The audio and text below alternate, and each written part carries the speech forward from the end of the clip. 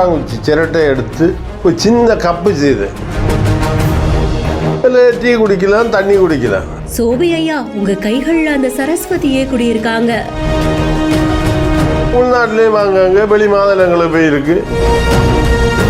ஆடும் அழகு பட்டாம்பூச்சி, தாமரையில் பொம்மை, விளக்குகள், கப்பு, ஜக்கு, இது அத்தனையும் தேங்காய் சிரட்டையில பண்ணதா?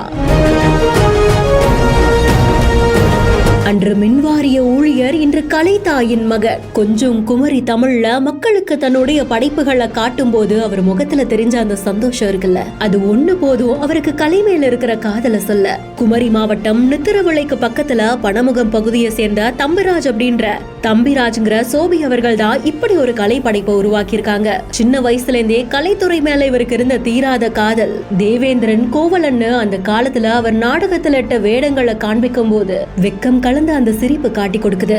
மின்வாரியத்துல வேலை செஞ்சுட்டு இருந்தவங்க ரிட்டையர் ஆனதுக்கு அப்புறமா நெகிழி பொருட்களை அவாய்ட் பண்ணணும் அப்படின்ற நோக்குல தேங்காய் சிரட்டைகளை கொண்டு கலைநயமிக்க பொருட்களை உருவாக்குறாங்க. இதெல்லாம் தேங்காய் சிரட்டையில பண்ணதுதானா அப்படின்னு நம்மள ஒரு நிமிஷம் ஆச்சரியப்படுத்தும். அந்த அளவுக்கு நுணுக்கமான ஸ்மூத் பினிஷ். பழக்குழைகளையுமே ரொம்பவும் தத்ரூபமா செஞ்சிருக்காங்க. அங்க இருக்கக்கூடிய மக்களுக்கு அவர் ஒவ்வொரு பொருளா எடுத்து காண்பிக்கும் போது அவர் முகத்துல ததும்பிய சந்தோஷமும் பெருமையும் அவ்வளவு அழகா வெளிப்படுது. ஊர் மக்களும் அந்த கலை பொருட்களை ரொம்பவும் ஆர்வத்தோட வாங்கி செல்றதா சொல்றாங்க. திறமைக்கு கிடைக்கக்கூடிய அந்த சின்ன பாராட்டே அவ்வளவு சந்தோஷத்தை கொடுக்குதுன்னா எந்த அளவுக்கு அவர் அதை நேசிச்சு செஞ்சிருப்பாருல. உங்களுடைய பாராட்டுக்களை நீங்களும் கமெண்ட் செக்ஷன்ல சொல்லுங்க. மேலும் செய்திகளுக்கு பிஹைண்ட் நோட்ஸை ஃபாலோ பண்ணிக்கோங்க.